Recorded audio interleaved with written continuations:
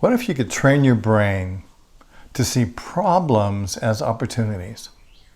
Dwelling on problems causes stress and hampers productivity.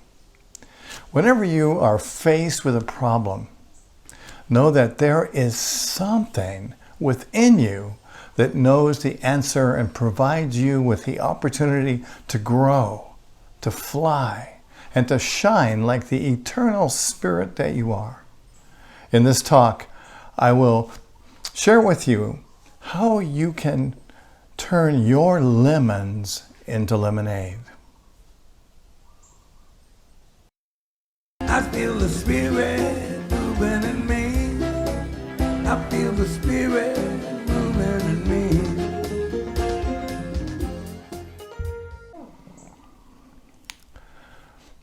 A man was being chased by a tiger in the forest.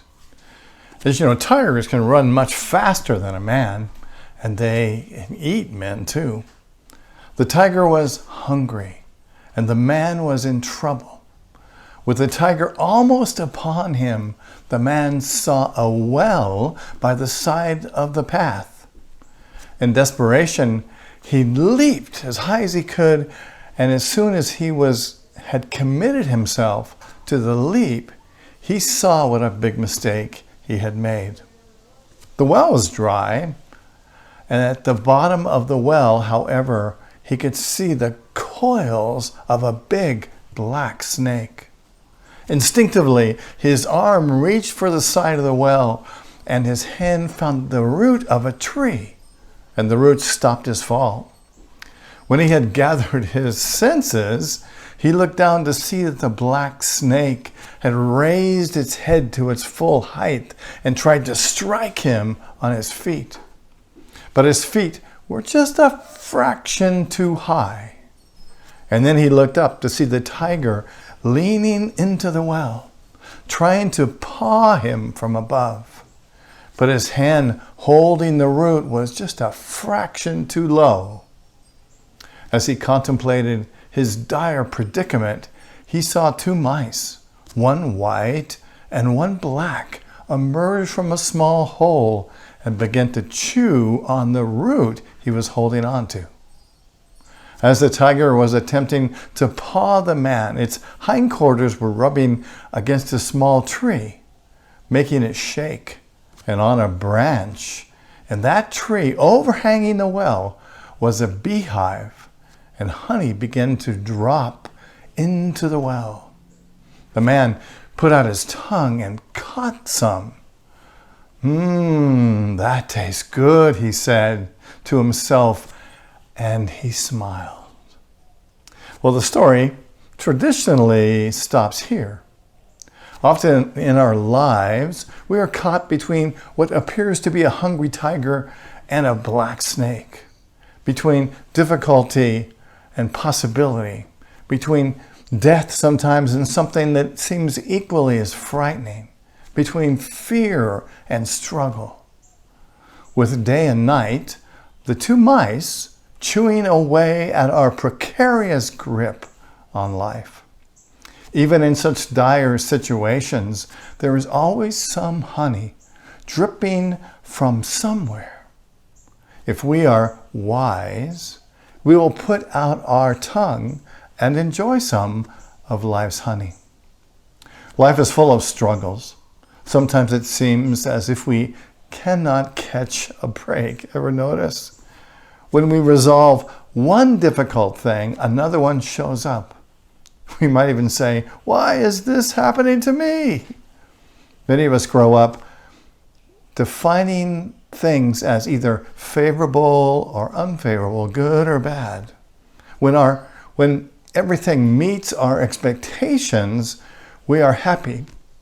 However, when the people and the events do not go as we desire, or we must struggle with circumstances, we tend to see them as disappointing or wrong or bad. If we look at some of the most successful people's lives, most of them had to struggle and work hard to get where they are. They took what they had and they multiplied it 1,000 times. It is the struggle, after all, that creates champions. Abraham Lincoln was born in a log cabin to a low-income family, and Steve Jobs was adopted. Invar Tambrov, the founder of IKEA, grew up on a farm in a small village and started by selling matches to his neighbors. All three of these faced challenges and overcame them to become successful. Paulo Coelho, best known for his novel The Alchemist, wrote, "When we least expect it, life sets us in a challenge to test our courage and willingness to change. At such a moment, there is no point in pretending that nothing has happened or saying that we are not yet ready. The challenge will not wait. Life does not look back."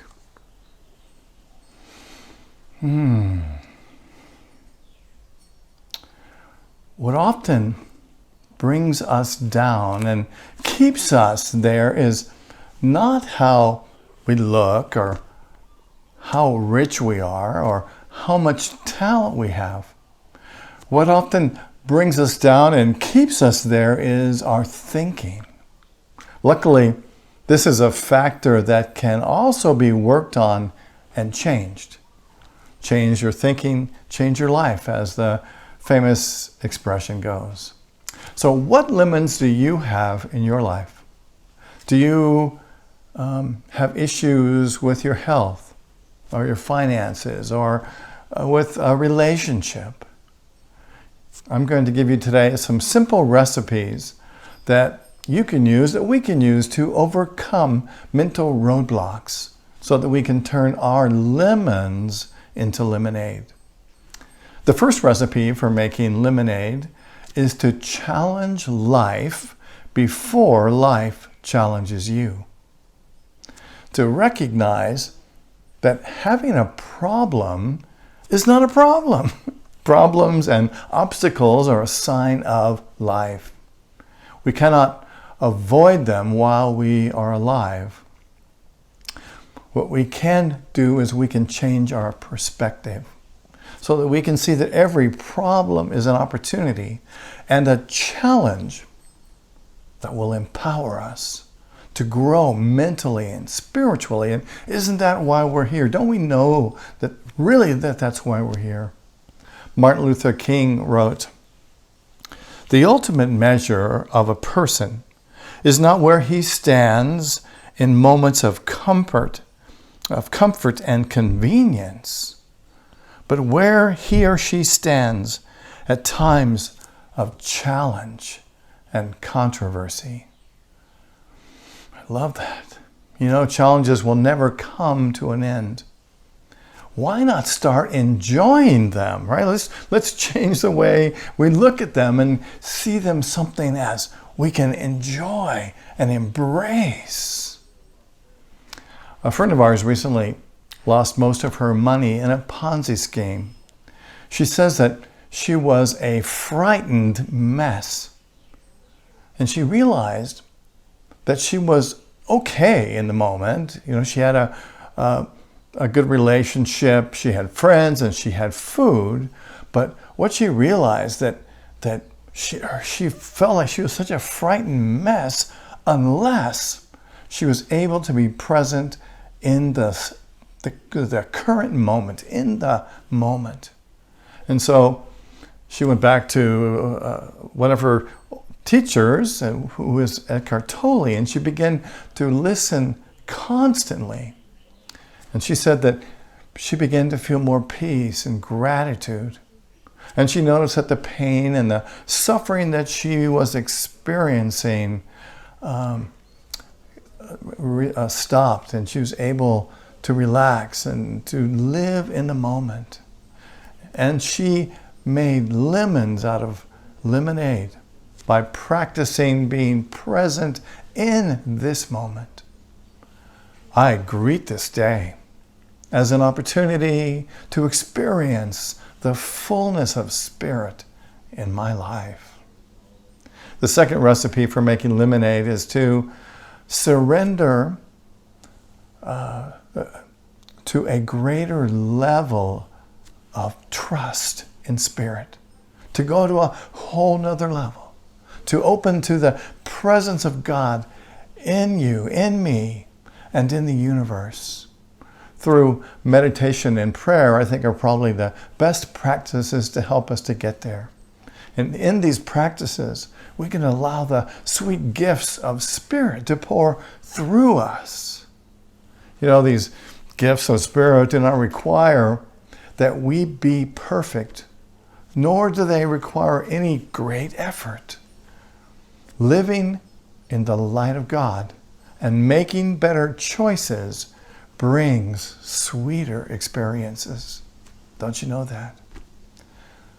You know, I get to write a talk every week, and Emily has mentioned to me frequently that it amazes her that I can continue to do this week after week, find a different topic, a different way of presenting it.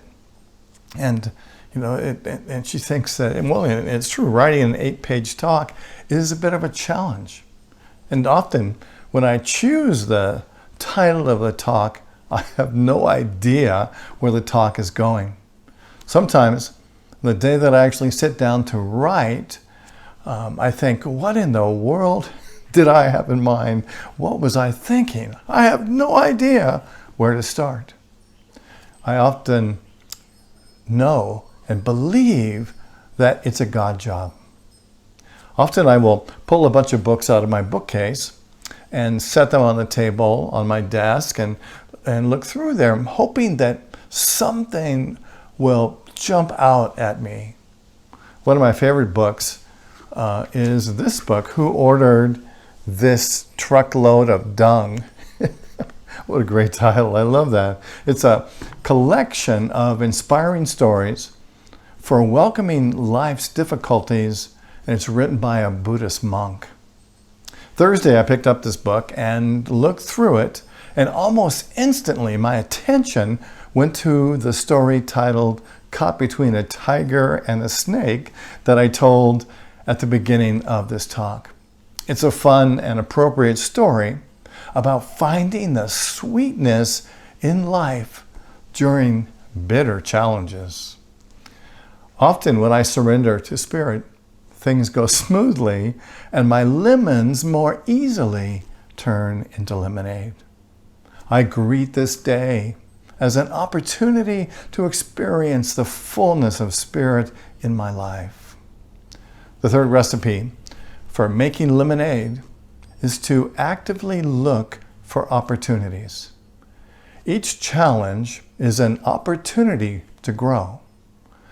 You know, we don't want to try and avoid them because in truth, they really serve as a ladder towards a better future, towards a deeper connection with Spirit, towards a deeper understanding spiritually of life. Before you can see an opportunity, you must be looking for an opportunity. This seems kind of basic, but many people have given up looking for opportunities. And this is why there is the other saying that says, you wouldn't see an opportunity if it hit you in the face. Ever heard that before?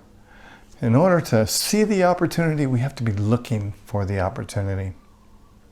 A friend desired to sell her Prius so that she could buy a new car recently. She went to the dealership and they offered her basically peanuts for her car that did have some mechanical issues. She researched different opportunities to have the work done, but couldn't find anything that she really trusted or felt good about. And so we suggested a mechanic whose name is Andy, who works on Toyotas, out of his garage in Wailuku. And we found that he's worked on some of our vehicles. We found him to be honest and reasonable and a very good mechanic. And Andy was able to fix her car and the problems in her car and some other issues that she was having, and she was able to sell her car for a lot more money than she expected because she looked for opportunities. Before you can see an opportunity, you must be looking for an opportunity. During the pandemic, it's been difficult for all of us to socialize safely. And we desired connection with people and missed that. And a few months ago, we invited some people to meet with us to play some lawn games near the beach. And we practiced wearing a mask and safe distancing. And we had so much fun and made so much connection that these meetings have turned into a weekly gathering in which we play the games and we share our personal ups and downs. And the most important thing is that we make a connection. And such a great feeling of community has come from this group of friends. And we've developed some amazing relationships because we looked for a safe opportunity to connect with people. We turned lemons into lemonade by actively looking for opportunities. Before you can see an opportunity, you must be looking for an opportunity. I greet this day as an opportunity to experience the fullness of Spirit in my life. Say that with me. I greet this day as an opportunity to experience the fullness of Spirit in my life. The fourth recipe for making lemonade is to practice gratitude. One guaranteed way to feel more positive about your life and turn the proverbial lemons into lemonade is to develop a grateful spirit. Science tells us that consistently being grateful brings with it a multiple of benefits, which include more happiness, less loneliness, less isolation, and stronger immune functioning. And there's a beautiful cycle of acting compassionately towards others that brings that compassion to us. You know, happiness increases success. When you feel happy, you feel optimistic, you feel energized. This motivational energy leads to action. And action is the vital ingredient to success. Scientist and psychologist Robert Edmonds at UC Davis is one of the world's leading experts on gratitude.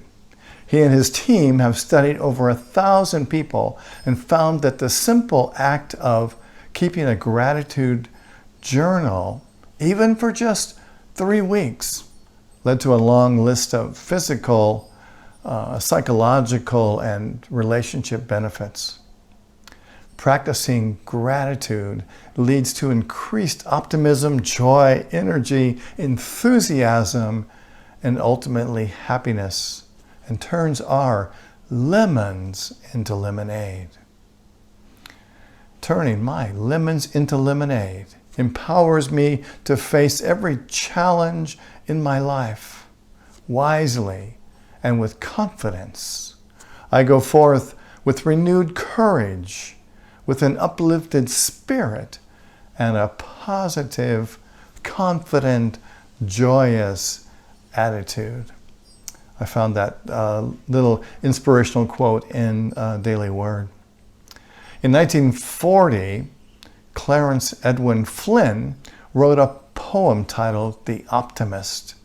In it, he says, "Life handed him a lemon, as life sometimes will do. His friends looked on in awe and in pity, assuming he was through. They came upon him later, reclining in the shade, in calm contentment, drinking a glass of lemonade. I greet this day as an opportunity to experience the fullness of Spirit in my life. Say that with me. I greet this day as an opportunity to experience the fullness of Spirit in my life. So which recipe can you use to turn your lemons into lemonade? Will you challenge life before life challenges you?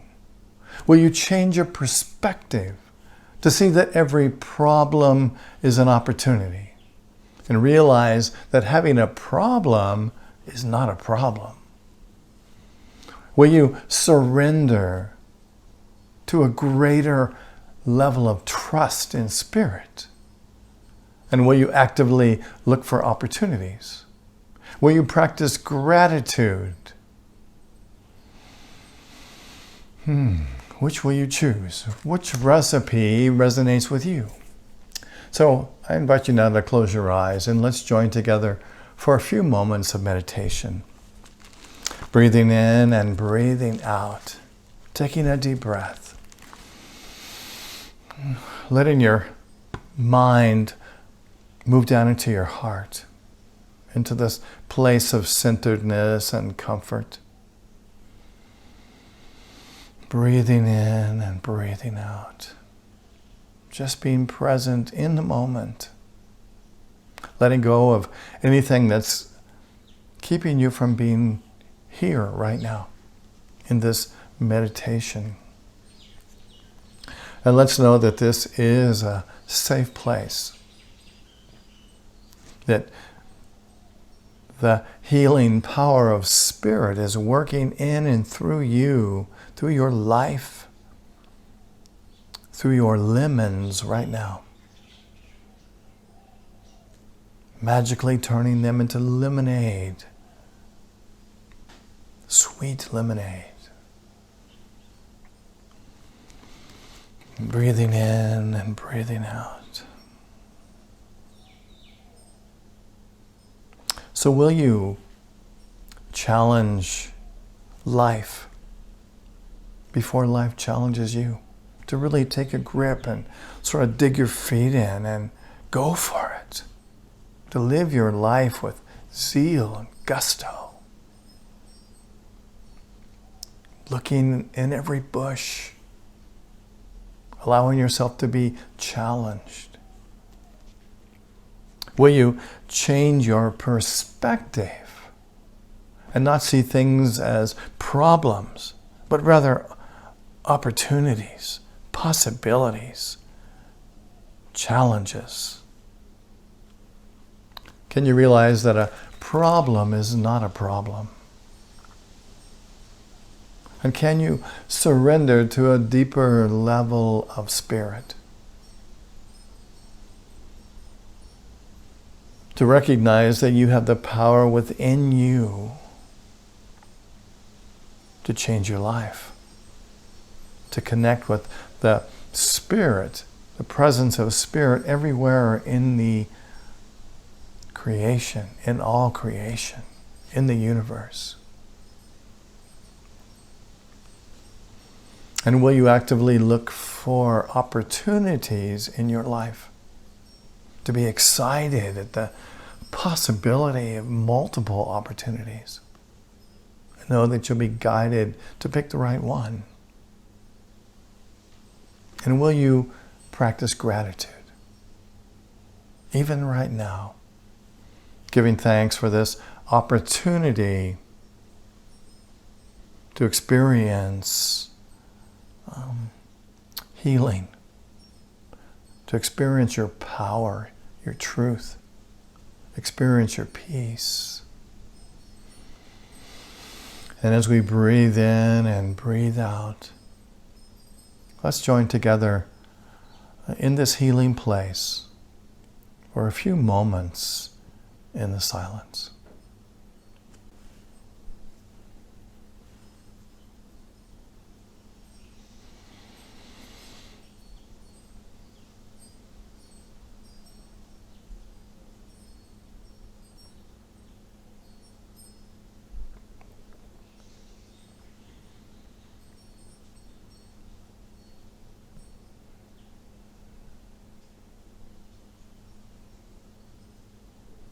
We give thanks, loving Spirit, knowing that the healing presence of love is moving in and through us right now, lifting us up, embracing every possibility, invigorating us with the power of Spirit to live in the sweet lemonade of life.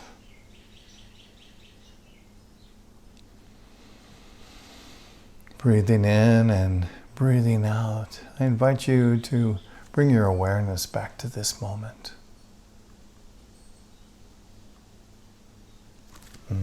Namaste. Thank you for being here today.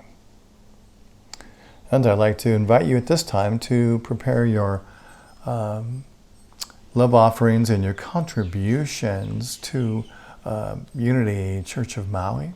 We hope that these teachings are impacting your life in a positive way. And we know that as you give to Unity Church of Maui, you are contributing to your own spiritual growth and to the mission and the vision of Unity Church of Maui, which is doing such amazing work. So as you hold your gift, let's and what it is you're going to give, let's affirm and pray together our affirmation and prayer of prosperity, which begins through a grateful giving heart. My mind and life overflow with the abundance of God's all-providing, infinite supply. And so it is. And you can send your checks to Unity Church of Maui at 483 South High Street in Wailuku. And you can also go to our website and click on the donate button and make a secure donation there as well. So thank you for your gifts. And let's see, I've got a few announcements today. My talk next week is titled Quenched by the Wellspring of Spirit. In the story of the crucifixion, it appears that Jesus is thirsting for water and the sustenance of this world. He says, you might remember as he is on the cross, he says, I thirst. And according to the story, a man responds to these words by dipping a sponge in vinegar and offering it to give Jesus relief. And the usual assumption is that Jesus was dehydrated and in physical need. But I believe that the thirst that Jesus is talking about is the desire that gives our soul an expanded awareness of God. And that's what he was thirsty for, that deeper, expanded awareness of Spirit. You know, it had nothing to do with his body or our body. It's about how do we tap into this wellness of this wellspring of Spirit, this wellness also. So next week we'll look at this invitation of Jesus that he's offering us to experience this wellspring of Spirit. And that'll be happening right here next week. And you might know that we are doing 2 services on Easter Sunday. There will be a 9 o'clock service and a 10:30 service, 2 1-hour services. Each will be by reservation only. And since our newsletter went out on Thursday, the 10:30 service is sold out, but we still do have reservations available for the 9 o'clock service. And so there'll be 10 seats available for that service. And to attend, you must call Emily Goss at 808-268-8310. And as always, your safety is our number one concern. And everybody will be required to wear a mask that covers their nose and chin. And we will practice social distancing. And you'll be asked the normal health screening questions when you enter.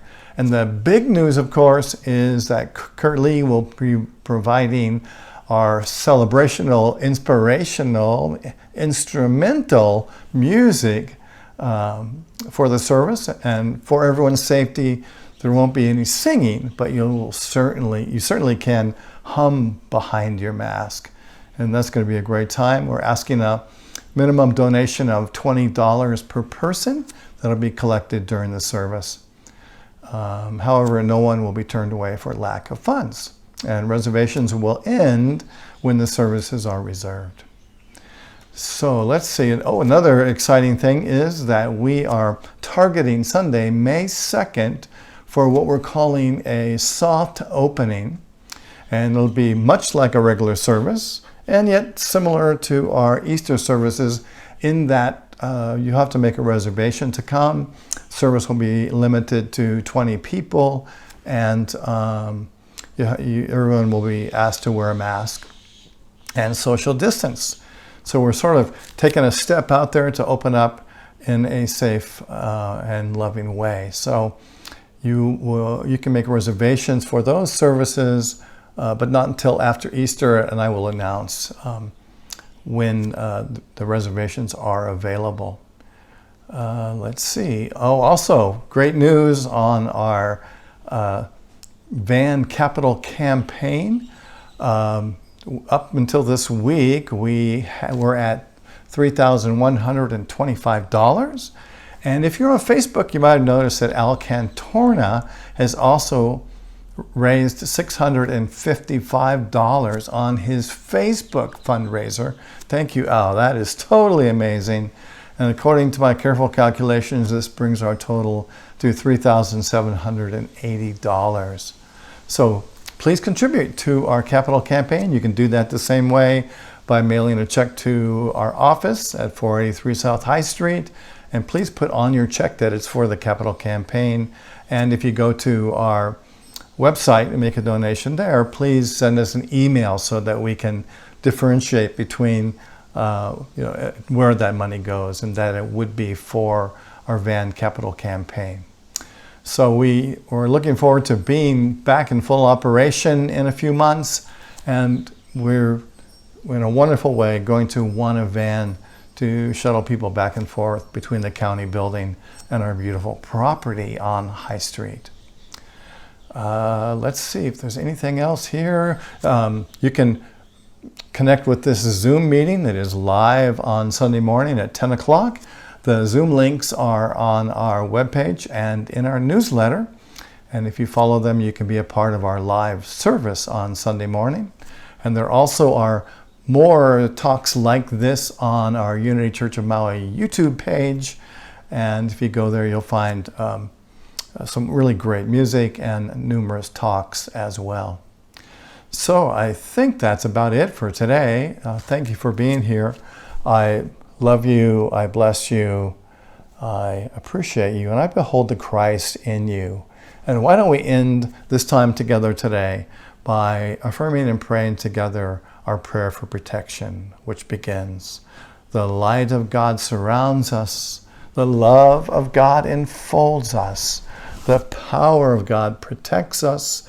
And the presence of God watches over us wherever we are. God is. God bless you, friend. Aloha and mahalo. Where